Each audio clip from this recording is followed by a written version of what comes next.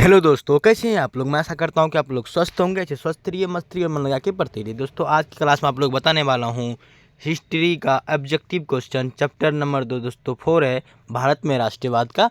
आज जो बताने वाला हूं दोस्तों ऑब्जेक्टिव क्वेश्चन यानी महत्वपूर्ण वस्तुनिष्ठ प्रश्न को बताने वाला हूँ। जो प्रश्न परीक्षा से लड़ेगा दोस्तों, बोर्ड एग्जाम से लड़ेगा, वही प्रश्न आज वही ऑब्जेक्टिव आपको बताया जाएगा।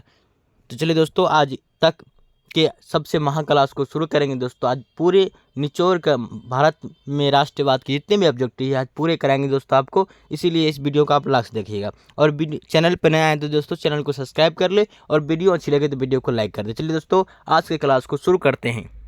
और आज की क्लास के फर्स्ट क्वेश्चन लिखा है दोस्तों, गांधी जी ने दांडी यात्रा किस तिथि को आरंभ किया था। गांधी जी ने दांडी यात्रा किस तिथि को आरंभ किया था। ऑप्शन नंबर ए लिखा है 12 जनवरी 1930 को, ऑप्शन नंबर बी 12 फरवरी 1930 को, ऑप्शन नंबर सी 12 मार्च 1930 को, ऑप्शन नंबर डी 12 अप्रैल 1930 को। बताइए कि गांधी जी ने दांडी यात्रा की तिथि किस प्रारंभ की थी। तो 12 मार्च 1930 को। ऑप्शन नंबर सी आपका करेक्ट होगा। ठीक है, चलिए बढ़ते हैं आगे। उसके बाद लिखा है दोस्तों, गांधी जी ने असहयोग आंदोलन की शुरुआत कब की थी। गांधी जी ने असहयोग आंदोलन की शुरुआत कब की थी। ऑप्शन नंबर ए 1 मार्च 1920 को, ऑप्शन नंबर बी 1 मई 1920 को, ऑप्शन नंबर सी 1 अगस्त 1920 को, और ऑप्शन नंबर डी 1 अगस्त दिसंबर 1920 को। इसका आंसर क्या होगा। ऑप्शन नंबर क्या होगा दोस्तों, सी करेक्ट होगा। 1 अगस्त 1920 को गांधी जी ने असहयोग आंदोलन को शुरू किया था। ऑप्शन नंबर सी क्या होगा आपका करेक्ट होगा। चलिए बढ़ते हैं आगे। उसके बाद देखिए क्या लिखा है। उसके बाद लिखा है गांधी जी ने सविनय अवज्ञा आंदोलन का प्रारंभ किस कार्य से किया था। किस कार्य से किया था दोस्तों। ऑप्शन देख लीजिए। ऑप्शन नंबर ए लिखा है दोस्तों आपका आवरण अनशन अनशन से, ऑप्शन नंबर बी केसर ए हिंद का पदम वापस कर, ऑप्शन नंबर सी दांडी यात्रा द्वारा, ऑप्शन नंबर डी पूर्ण स्वाधीनता के दिवस मनाकर। इसका आंसर क्या होगा। ऑप्शन नंबर क्या होगा दोस्तों, सी होगा दांडी यात्रा के दौरान। ऑप्शन नंबर सी आपका करेक्ट होगा। ठीक है, चलिए बढ़ते हैं आगे। उसके बाद क्या लिखा है देख लीजिए। लिखा है निम्नलिखित में से किस समझौता को दिल्ली समझौता के नाम से जाना जाता है। किस समझौता को दिल्ली समझौता के नाम से जाना जाता है। ऑप्शन देख लीजिए। ऑप्शन नंबर ए लिखा है गांधी इवनिंग समझौता, option number B Gandhi Ambedkar समझौता, option number C Congress League समझौता, ऑप्शन नंबर डी कांग्रेस समाजवादी समझौता। बताइए किस समझौता को दिल्ली समझौता के नाम से जानते हैं दोस्तों। इसका आंसर क्या होगा। ऑप्शन नंबर ए होगा दोस्तों गांधी इवनिंग समझौता के नाम से ही दिल्ली समझौता को नाम से जानते हैं। ऑप्शन नंबर ए क्या होगा आपका करेक्ट होगा। ठीक, चलिए बढ़ते हैं आगे। उसके बाद लिखा है दोस्तों क्या लिखा है इंडिया नेशनल कांग्रेस का संस्थापक कौन थे। इंडिया नेशनल कांग्रेस के संस्थापक कौन थे। ऑप्शन देख लीजिए। ऑप्शन नंबर ए लिखा है दोस्तों Anand Mohan Basu, option number B Dada Bhai Naoroji, option number C Womesh Chandra Banerjee, option number D A O Hume को। बताइए इसका आंसर क्या होगा। ऑप्शन नंबर डी होगा। तो ए ओ होम ने संस्थापक किया था क्या, इंडियन नेशनल कांग्रेस के संस्थापक कौन थे, ए O home. Option number D आपका करेक्ट होगा। ठीक है, चलिए बढ़ते हैं आगे। उसके बाद क्या लिखा देख लिखा है आस्ट एक्ट किसने लागू किया। आस्ट एक्ट किसने लागू किया। ऑप्शन नंबर ए डलहौजी ने, ऑप्शन नंबर बी कैनिंग ने, ऑप्शन नंबर सी लेटर ने, ऑप्शन नंबर डी रिपन ने। इसका आंसर क्या होगा दोस्तों। इसके आंसर हमारे ऑप्शन नंबर क्या मारे हैं, सी मारे हैं दोस्तों क्या लीटल ने। ऑप्शन नंबर सी आपका करेक्ट होगा। ठीक है, चलिए बढ़ते हैं आगे।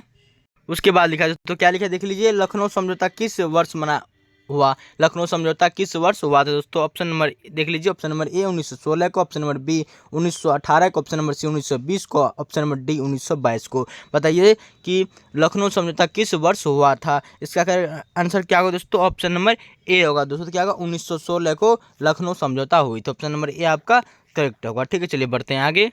उसके बाद लिखा है दोस्तों क्या लिखा है देख लीजिए रॉलेट एक्ट क्यों पारित किया गया। रॉलेट एक्ट क्यों पारित किया गया। ऑप्शन नंबर ए क्रांतिकारी गतिविधियों को अंकुश लगाने के लिए, ऑप्शन नंबर बी सरकारी नौकरियों में प्रवेश के लिए, ऑप्शन नंबर सी शिक्षण संसाधनों में प्रवेश के लिए, ऑप्शन नंबर डी कालाबाजारी रोकने के लिए। बताइए कि रॉलेट एक्ट क्यों पारित किया गया। तो दोस्तों इसलिए पारित किया गया क्योंकि क्रांतिकारी गतिविधियों को अंकुश लगाने के लिए यानी उसको रोकने के लिए ही अंग्रेज लोग ने रॉलेट एक्ट एक काला कानून का क्या कहता पारित किया था, जो बिना वारंट के ही गिरफ्तार किसी भारतीयों को कर सकते थे। ऑप्शन नंबर क्या होगा आपका ए करेक्ट होगा। ठीक है, चलिए बढ़ते हैं आगे।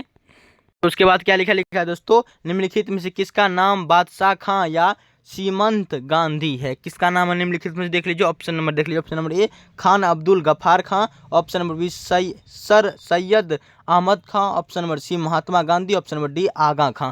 बताइए किसका नाम जो है बादशाह खां या सेमंत गांधी है। इसका करेक्ट आंसर क्या होगा ए होगा दोस्तों खान अब्दुल गफ्फार खां। ऑप्शन नंबर ए आप क्या होगा करेक्ट होगा। ठीक है, चलिए बढ़ते हैं आगे।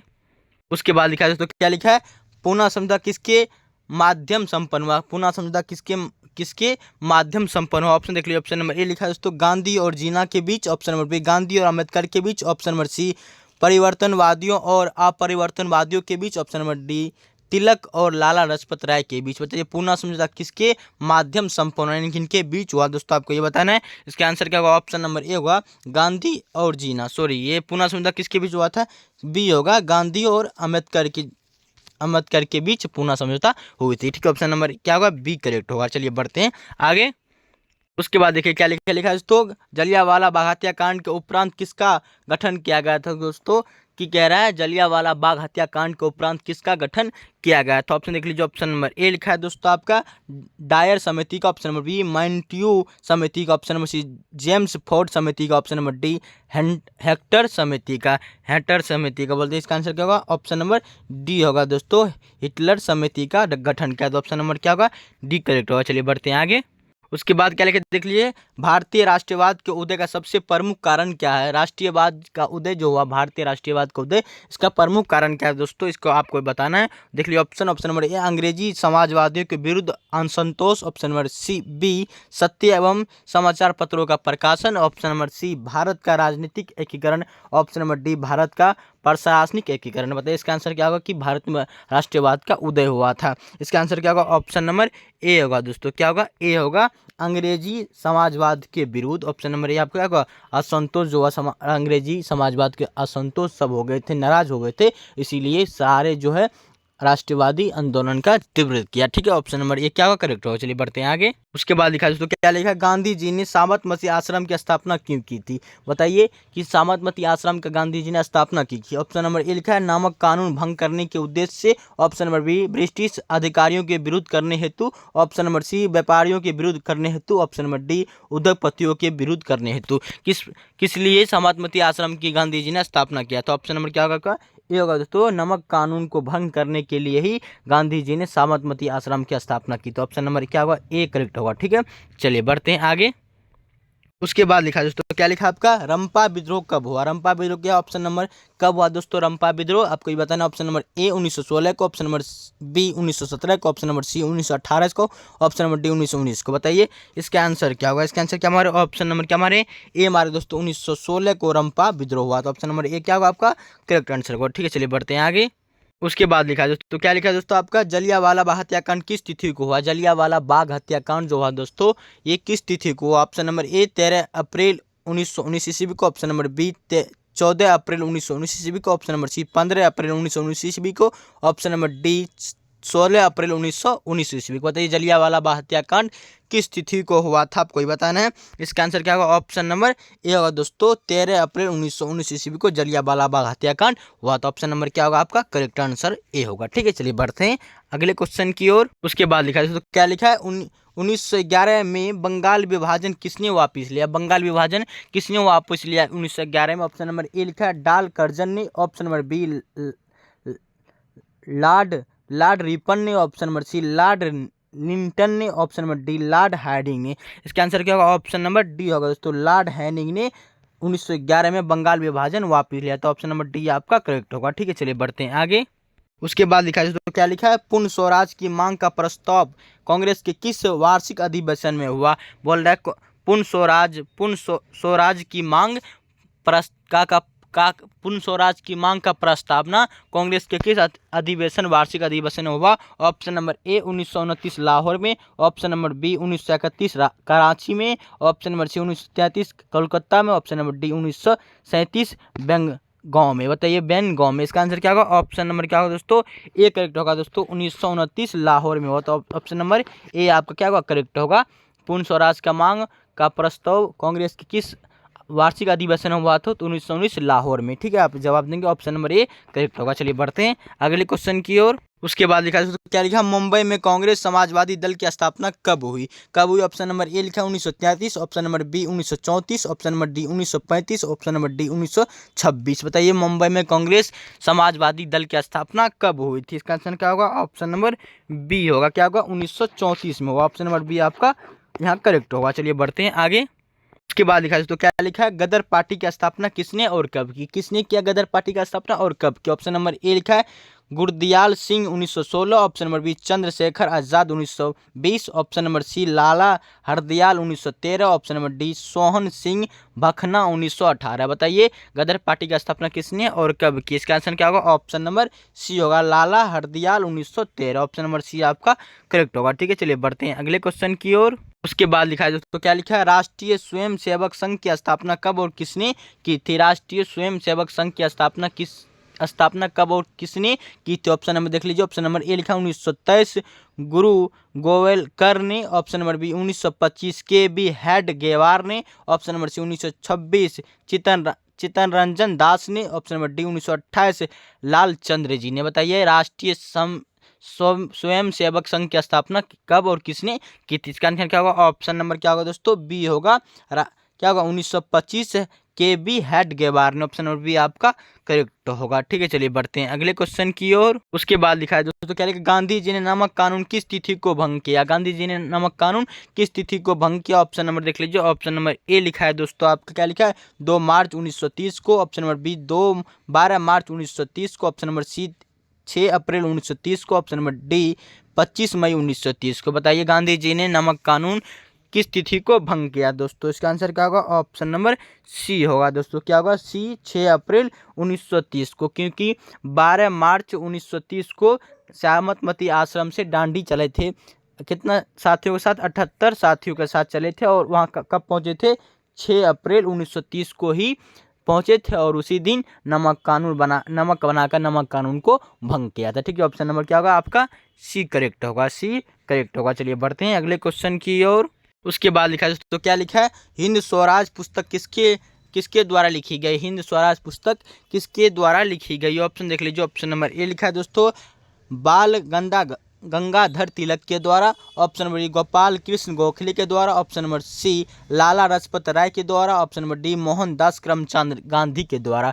बताइए कि हिंद स्वराज पुस्तक किसके द्वारा लिखी गई। इसका आंसर क्या होगा, ऑप्शन नंबर डी होगा। क्या होगा, मोहनदास करमचंद गांधी के द्वारा। ऑप्शन नंबर डी क्या होगा, करेक्ट होगा, यानी महात्मा गांधी यानी बापू के द्वारा ही हिंद स्वराज पुस्तक की रचना की गई। चलिए ऑप्शन नंबर डी आपको करेक्ट होगा। चलिए बढ़ते हैं अगले क्वेश्चन की ओर। उसके बाद लिखा है दोस्तों, क्या लिखा है, किसने 1920 में ताशकंद में भारतीय कम्युनिस्ट पार्टी की स्थापना की थी। किसने की थी। ऑप्शन देख लीजिए, ऑप्शन नंबर ए लाला लाजपत राय ने, option number B M.N. Joshi ने, ऑप्शन नंबर सी सत्यभक्त ने, ऑप्शन नंबर डी M.N. राय ने। बताइए किसने 1920 में ताशकंद में भारतीय कम्युनिस्ट पार्टी की स्थापना की थी। इसका आंसर क्या होगा, ऑप्शन नंबर डी होगा दोस्तों। क्या होगा, डी M.N. राय ने। ऑप्शन नंबर डी आप क्या होगा, करेक्ट होगा। चलिए बढ़ते हैं आगे। उसके बाद लिखा है तो क्या लिखा है, देखिए अलीगढ़ आंदोलन का नेतृत्व किसने किया। अलीगढ़ आंदोलन का नेतृत्व किसने किया। Option number A Abdul Latif ने, option number B Aga Khan ने, option number C Syed Ahmad Khan ने, option number D Nawab Bakar उल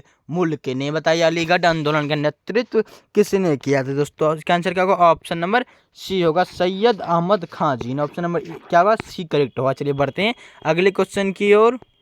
उसके बाद लिखा है दोस्तों, क्या लिखा है, वेदों की और लोटो का नारा किसने दिया। वेदों की और लोटो के नारा किसने दिया। ऑप्शन देख लीजिए, ऑप्शन नंबर दयानंद सरस्वती ने, option number B Raja Ram Mohan Roy ने, option number C Swami Vivekananda ने, option number D Ramakrishna Paramhansa ने। बताइए वेदों की और लोटो की नारा किसने दिया। इसका आंसर क्या होगा, ऑप्शन नंबर ए होगा, दयानंद सरस्वती जी ने। ऑप्शन नंबर ए आपका करेक्ट होगा, वेदों की और लोटो की नारा दयानंद सरस्वती जी ने दिया था। अब इसको याद रखिए, ऑप्शन नंबर ए आपका करेक्ट होगा। चलिए बढ़ते हैं अगले क्वेश्चन की ओर। उसके बाद लिखा है दोस्तों, क्या लिखा है, स्वराज दल के अध्यक्ष कौन थे। स्वराज दल के अध्यक्ष कौन थे। ऑप्शन देख लीजिए, ऑप्शन नंबर ए लिखा है जवाहरलाल नेहरू थे, option number B Motilal Nehru थे, option number C Madan Mohan Malaviya थे, option number D Chittaranjan Das थे। बताइए चित्तरंजन दास थे कौन सा। इसका आंसर होगा, ऑप्शन नंबर क्या होगा दोस्तों, क्या होगा, बी करेक्ट होगा, मोतीलाल नेहरू स्वराज दल के अध्यक्ष। ऑप्शन नंबर क्या होगा, बी करेक्ट होगा। चलिए बढ़ते हैं अगले क्वेश्चन की ओर। उसके बाद लिखा है तो क्या लिखा है, देख लीजिए, किस तिथि को पूर्ण स्वाधीनता दिवस घोषित किया गया। किस तिथि को पूर्ण स्वाधीनता दिवस घोषित किया गया दोस्तों। ऑप्शन देख लीजिए, ऑप्शन नंबर ए 31 दिसंबर 1929 को, ऑप्शन नंबर बी 26 जनवरी 1930 को, ऑप्शन नंबर सी 12 मार्च 1930 को और ऑप्शन नंबर डी 1 मार्च 1932 को किस तिथि को पूर्ण स्वतंत्रता दिवस घोषित किया गया? इसका आंसर क्या होगा? ऑप्शन नंबर क्या होगा दोस्तों? डी होगा। क्या होगा? डी होगा, 1 मार्च 1932 को। ऑप्शन नंबर डी आपका करेक्ट होगा। ठीक है, चलिए बढ़ते हैं आगे। उसके बाद लिखा है दोस्तों, क्या लिखा है? आर्य समाज की स्थापना किसने की थी? आर्य समाज की स्थापना किसने की थी दोस्तों? ऑप्शन देख लीजिए। ऑप्शन नंबर ए लिखा है दोस्तों आपका राधाकांत ने, option number B Ramakrishna Paramhansa ने, option number C Vivekananda ji ने, option number D Dayanand Saraswati ji ने। बताइए आर्य समाज की स्थापना किसने की थी? ऑप्शन नंबर क्या होगा? इसका होगा दोस्तों ऑप्शन नंबर क्या होगा? डी होगा। क्या होगा? दयानंद सरस्वती जी ने। और कितनी ईस्वी में किया था दोस्तों दयानंद सरस्वती? 1875 ईस्वी में आर्य समाज की स्थापना की थी। अभी पूछ सकता है 1875 ईस्वी में किसने आर्य समाज की स्थापना की थी? तो आपको क्या मारेंगे आप? दयानंद सरस्वती जी ने। ऑप्शन नंबर डी आपका करेक्ट होगा। ठीक है, चलिए बढ़ते हैं अगले क्वेश्चन की ओर। देखो उसके बाद क्या लिखा है? फाड ब्लॉक के संस्थापक कौन थे? फाड ब्लॉक के संस्थापक कौन थे? ऑप्शन नंबर ए लिखा है दोस्तों M.N. राय ने, ऑप्शन नंबर बी सत्यभक्त ने, option number C Subhash Chandra Bose ने, option number D N.M. Joshi जर्स ने। बताइए इसका आंसर क्या होगा? इसका आंसर क्या होगा? ऑप्शन नंबर क्या होगा दोस्तों? सी होगा, सुभाष चंद्र बोस ने। सुभाष चंद्र बोस ने क्या फाड ब्लॉक के संस्थापक थे। ऑप्शन नंबर सी आपका करेक्ट होगा। ठीक है, चलिए बढ़ते हैं अगले क्वेश्चन की ओर। चलिए उसके बाद क्या लिखा है दोस्तों? लिख लिए वल्लभ भाई पटेल को सरदार की उपाधि किस किसानी आंदोलन के दौरान दी गई थी दोस्तों? वल्लभ भाई पटेल को सरदार की उपाधि किस आंदोलन के दौरान दी गई थी? ऑप्शन देख लीजिए। ऑप्शन नंबर ए लिखा बारदोली आंदोलन के दौरान, ऑप्शन नंबर बी अहमदाबाद आंदोलन के दौरान, ऑप्शन नंबर सी खैरा आंदोलन के दौरान, ऑप्शन नंबर डी चंपारण आंदोलन के दौरान। बताइए इसका आंसर क्या होगा? ऑप्शन नंबर क्या होगा? क्या होगा? ए होगा दोस्तों, बारदोली आंदोलन के दौरान। ऑप्शन नंबर ए क्या होगा? ए होगा। जब बारदोली आंदोलन हुआ था दोस्तों तो लाला लाजपत राय गिरफ्तार हो गए थे और वहाँ गांधी जी पहुँचे थे और गांधी जी वहाँ के कर किसान पे जो कर था उसको घटा दिया। इस तरह ये बारदोली आंदोलन सफल हुआ। तो वहाँ के महिला खुश होकर भाई अब वल्लभ भाई पटेल को सरदार की उपाधि दी थी। कौन दी थी? वहाँ के बारदोली की महिला लोग ने दी थी। ऑप्शन नंबर क्या होगा? ये करेक्ट होगा। चलिए बढ़ते हैं अगले क्वेश्चन की ओर। उसके बाद लिखा है दोस्तों, क्या लिखा देख लीजिए। असहयोग आंदोलन का प्रस्ताव कांग्रेस के किस अधिवेशन में पारित हुआ? असहयोग आंदोलन का प्रस्ताव कांग्रेस के किस अधिवेशन में पारित? तो ऑप्शन देख लीजिए। ऑप्शन नंबर ए सितंबर 1920 कोलकाता में, ऑप्शन नंबर बी अक्टूबर 1920 अहमदाबाद में, ऑप्शन नंबर सी नवंबर 1920 फैजपुर में, ऑप्शन नंबर डी दिसंबर 1920 नागपुर में। इसका आंसर क्या होगा दोस्तों?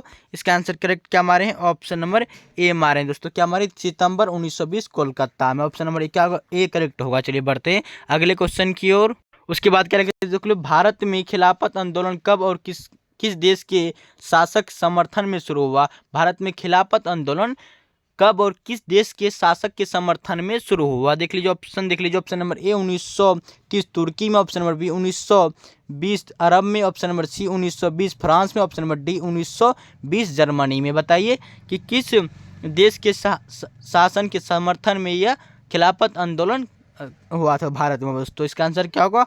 ऑप्शन नंबर क्या मारे दोस्तों? ए मारे। क्या मारे? 1930 तुर्की। ऑप्शन नंबर ए क्या होगा?